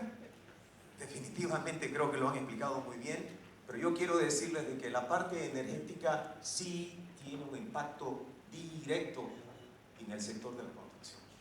Por supuesto. Entonces, número uno, creo que ya lo han explicado muy bien, la crisis. Ya lo han explicado muy bien. El segundo punto, la transición energética va a tener un costo muy alto. Si viene un nuevo gobierno, como lo decía Martín, y ese nuevo gobierno va a concientizar y va a armonizar la cuestión de quitar los subsidios, vamos a tener un impacto directo e inmediato en el costo de la energía, sea directamente para aquellos que reciben el gas para producir o aquellos que van a recibir energía, pero energía producida por el gas. Entonces, eso es un punto que hay que tomarlo muy en cuenta. Ahí puse un pequeño ejemplo. Por ejemplo, cuando hablamos de la termo, $24 si es termo pura, o ciclo combinado si es $31, le quitamos el subsidio y el costo se va a 45 y 60. Se hace del mismo precio de una geotérmica o de una eólica. En cuanto al diseño y operación de los inmuebles, caramba, acá tenemos que, otra vez, yo creo que el Congreso de hoy nos va a permitir, no solamente a nivel Latinoamérica, sino el poder compartir y ver qué están haciendo en otros lugares que nos pueda ayudar a nosotros para inmediatamente comenzar a tomar acción en la parte del diseño. Fundamentalmente, yo creo que tenemos que trabajar de manera conjunta, como un solo equipo, todos, y no solamente ver de qué manera solventamos el punto número 1, el impacto a la crisis, qué podemos hacer para solventar y hacerlo atractivo para ambas partes y tener un acuerdo comercial, pero asimismo, ¿qué puedo hacer con la parte energética? ¿Cómo puedo darle la vuelta a mi diseño? ¿Cómo puedo darle la vuelta para traerlo a mi cliente y decirle, te voy a construir algo que en el pasar del tiempo lo que va a hacer es reducir tu costo energético, que a un principio tal vez, como pongo en el valor agregado, que tal vez a un principio, cuando tengas que pagarlo te va a parecer mucho, pero en el largo tiempo lo que vas a pagar por la energía va a ser poco. Entonces es uno de los puntos muy importantes, y hay que tomar en cuenta que ya nosotros tenemos en aplicación el decreto del 4477, luego salió el 5167, que es el de la generación distribuida, y hay que tomar ventaja de eso. Ya existe. Lo que ya se implementó, el primero en California, Japón, Brasil, España, muchos países de la Comunidad Europea, y que está teniendo ya un resultado. Y hay algunos países que va a comenzar a implementarse a partir del 25 y el 26. No tenemos tampoco nosotros que esperar y comenzar a hacerlo. Por eso es que en reuniones y congresos como el de hoy, la importancia de poder intercambiar experiencias, visiones, es clave. Bolivia lo necesita. Los bolivianos lo necesitamos. Porque realmente cuando uno llega a un país y ve en una ciudad el número de grúas de construcción, dicen, wow, esta economía está fuerte, pero es así. Construcción es sinónimo de fuerza económica en un país. Para cerrar, yo tan solo quiero decirles de que, como dijo el amigo Miguel Cervantes, como no somos experimentados en todas las cosas del mundo, aquellas que tienen algo de dificultad nos parecen imposibles. Confíen en el tiempo, que suele darnos dulces soluciones a amargas dificultades. Así que muchas gracias por la oportunidad y espero poder haber ayudado con la energía. Gracias. César, ¿tenemos algunos minutos para cerrar? ¿Sí? Una ronda pequeñísima de preguntas.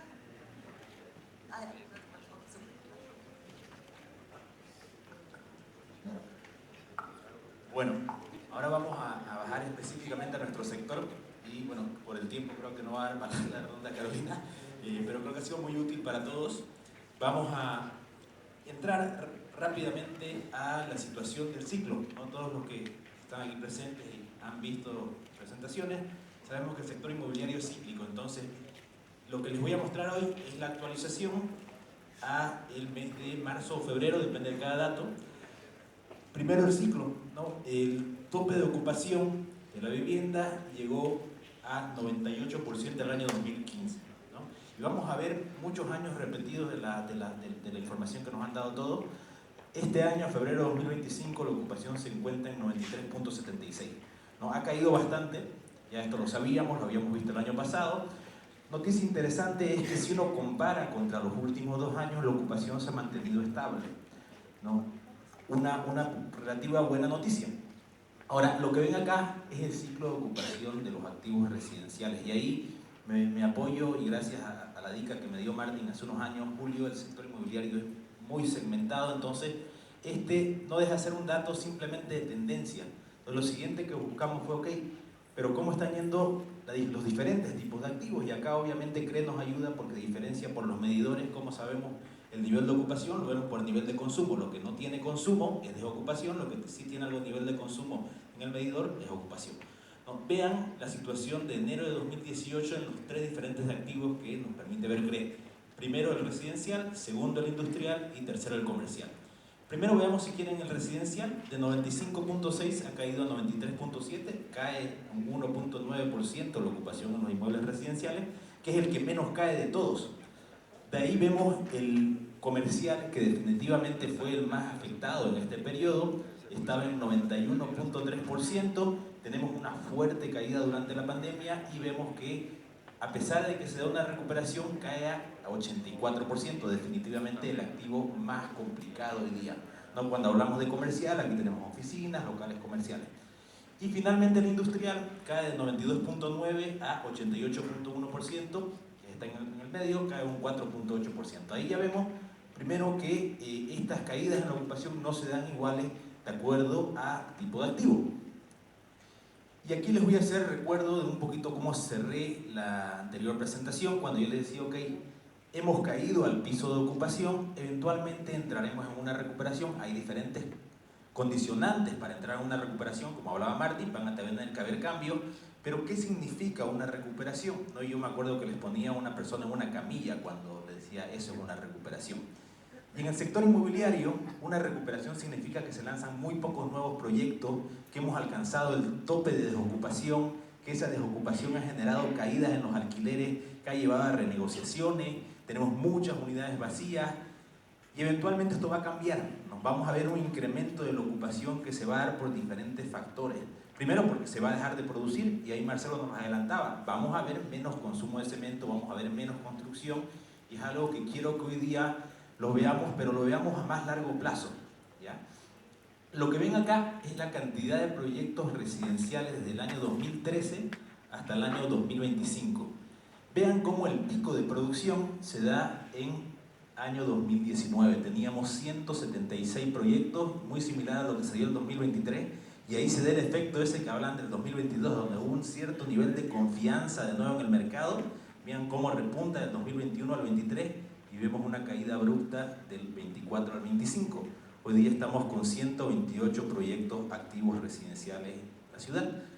Pero de nuevo esto no deja de ser, cuando hablamos de residencial, hay que ver en qué etapa está, ¿no? Y lo primero que van a ver acá es la cantidad de proyectos activos en proceso de construcción.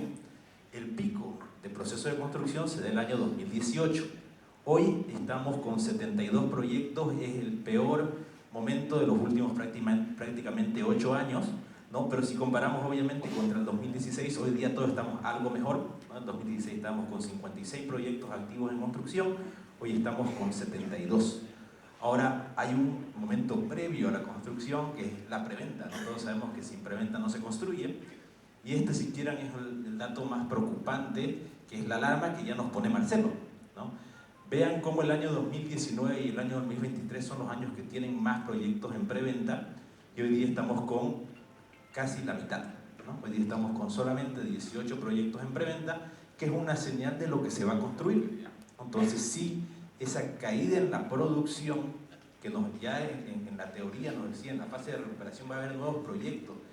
Y acuérdense que recuperación en el sentido de ocupación es que se va a ocupar, digamos, se ocupa lo construido. Entonces una forma de ocuparse lo construido es dejando de construirse, ¿no? Entonces ese proceso lo estamos viviendo. Ahora, siguiendo la línea de Martín decía, ok, pero ¿qué pasa si diferencio entre casas y departamentos? ¿Qué me dice cada ciclo? Y vean que el pico de producción de proyectos de casas fue el año 2017, que habían 35 proyectos, hoy día solo hay 8. Y acá esto está relacionado a lo que nos comentaba Roger, ¿no? No hay financiamiento. ¿Cómo accede la familia a la compra de una casa? Bueno, está muy complicado, por ende, todos los desarrolladores nos damos cuenta y dejamos de producir casas. Tenemos 8 proyectos, que es el mínimo de todo este ciclo, el máximo, como les decía, se da en 2017, pero cuando vemos departamentos, y ahí vamos al refugio de valor, a la idea del refugio de valor, cuando atacamos a ese mercado, que atacamos prácticamente al inversor, buscamos el ticket de inversión barato. Entonces departamentos monoambientes, lo que mencionaba Roger, ¿no? La gente está buscando comprar monoambientes, y para hacer un monoambiente no es en una casa, es en un edificio.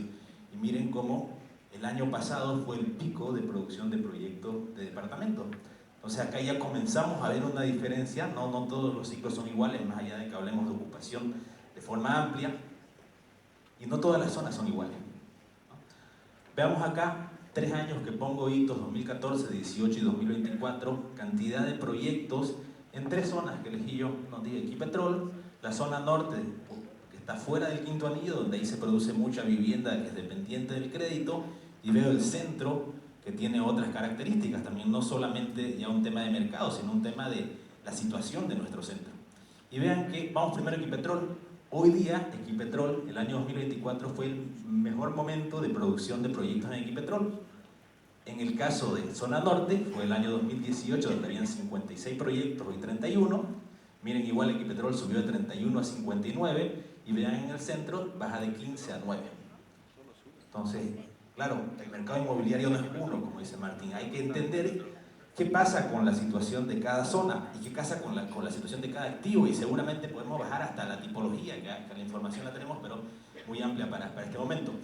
Y ahora, para entender el stock, acá vamos a hablar de proyectos, ahora les voy a contar un poco de la evolución del stock. Cuando vemos la mayor cantidad de producción o de oferta, se dio el 2018, ¿no? Aquí sí vemos que habían 5.370 inmuebles a la venta el año 2018, el actual es 2.791 y el mínimo que tuvimos fue el año 2013, que era 1.569. Hoy día tenemos más stock que el 2013, pero mucho menos que lo que se hubo en el 2018. Eso en dinero baja de 516 millones a actualmente 136 millones de dólares. Esto está relacionado, como igual mencionaba Roger, al financiamiento. No veamos que la variación de la cartera hipotecaria y de la construcción este año ha sido nula. Es decir, hoy día ya la banca no es nuestra gran herramienta de financiamiento, todos lo sabemos, acá la venta es al contado. Y lo que decía Roger igual, la mora. Hoy día estamos con una mora en la cartera hipotecaria del 3.9% y en la construcción del 4.1%, que tiene riesgos de incrementarse, ¿no? Eso lo indagamos con Roger. Hoy día en Santa Cruz hay un 6-7% que te dice, me está costando mucho pagar mi crédito. En La Paz es más alto, estamos hablando ya rondando un 10%, cada ciudad es diferente. Entonces tenemos estas dificultades, y todo esto obviamente afecta a precios, y acá probablemente sí la macro nos va a condicionar la situación de los precios. No sabemos que, y esto lo explico siempre, el precio no es lo mismo que el valor. El valor siempre sube porque tenemos un activo físico, tenemos un terreno que, si está bien ubicado en el tiempo, es más escaso, por ende vale más. Tenemos ladrillo, todo se encarece hoy día, la mano de obra se encarece, los materiales, entonces por ende el valor del activo sí definitivamente en el tiempo va a crecer, pero el precio no, el precio actúa de forma cíclica, ¿no? Y hay que entender esa ciclicidad. Hoy día muy difícil de ver. Para referencia, y esto antes de entrar a este histórico de precios en Santa Cruz, para referencia, cuando en este libro se estudió diferentes economías y cómo estas crisis impactaban a los precios, se determinó que en promedio, ¿no?, los precios caen un 35% durante las recesiones y tardan 6 años en caer. Ya hay casos como el de Argentina en el año 2001, que cayó alrededor del 27% y fue muy rápido, en 2 años los precios se cayeron. Entonces, lo que vamos a ver hoy día es la situación de países vecinos. Por ejemplo, acá el caso de Sao Paulo, los precios cayeron de 2017 hasta 2021, un 33%, y de ahí para adelante ya recuperaron un 31%. El caso de Buenos Aires, los precios cayeron de 2019 hacia 2023 un 25%, y hoy día hay ciertas señales igual de recuperación en precios. El caso de Santiago de Chile, que comenzó a caer en el 2022, no todos tenemos esa misma situación en precios, pero en general hemos visto estos vaivenes y estos cambios en los precios en la región. Ahora lo que les quiero mostrar es Santa Cruz, ¿ya? Y no podemos dejar de hablar de tipo de cambio cuando comenzamos a analizar precios, ¿ya?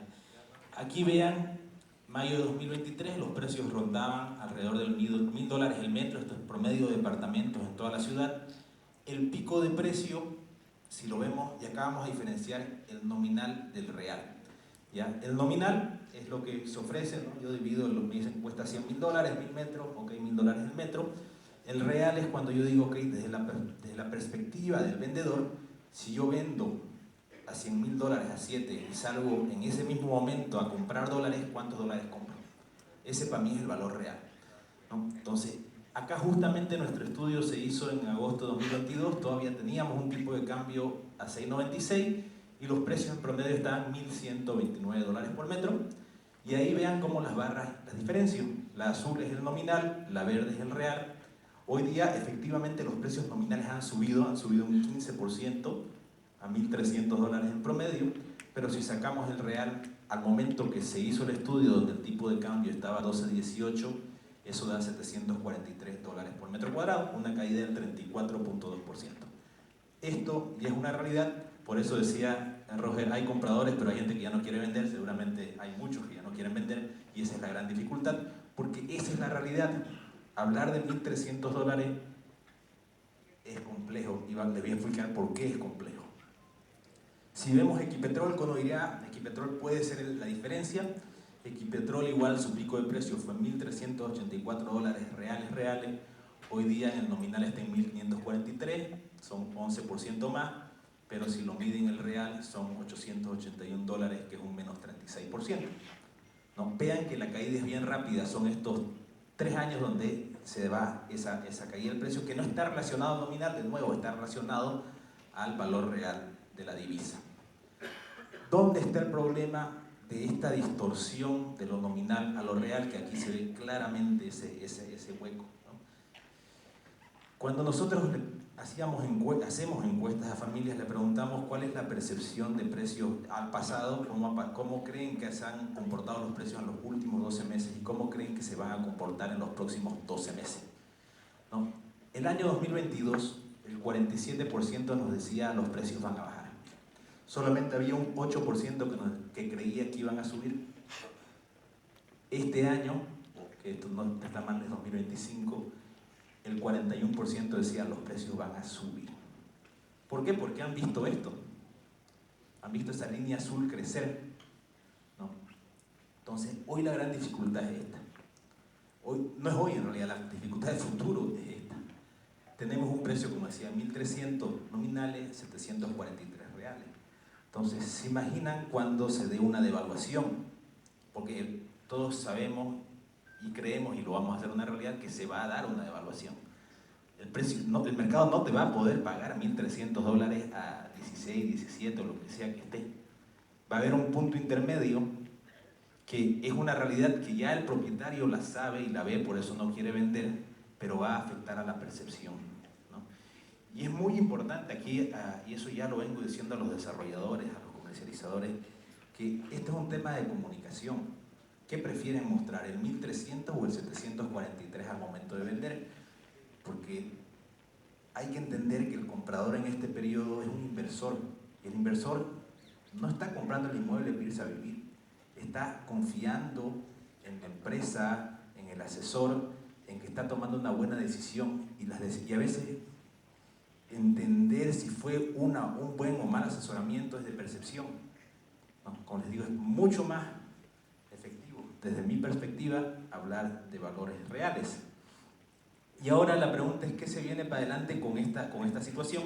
¿No? Y nosotros hemos desarrollado un modelo que en base a las tendencias de ocupación y ciertos indicadores, justamente uno de los principales es el consumo de cemento, cómo se ve la ocupación o cómo proyecta este modelo de la ocupación hacia 2026, nos habla de un 93.8%, es decir, por la tendencia, cómo ha sido estos últimos años, un crecimiento casi nulo, y aquí nos tira también un máximo y un mínimo, ¿no? Y podrían llegar a 94.9 o podríamos bajar a 92.7, y hay factores que pueden generar esa situación, ¿no? ¿Qué factores hablan de un incremento en la ocupación? Y acá muchos están relacionados a qué puede hacer un próximo gobierno a nivel de ejecución: mejora de ingresos familiares, mejor empleo, migración interna positiva, ¿no?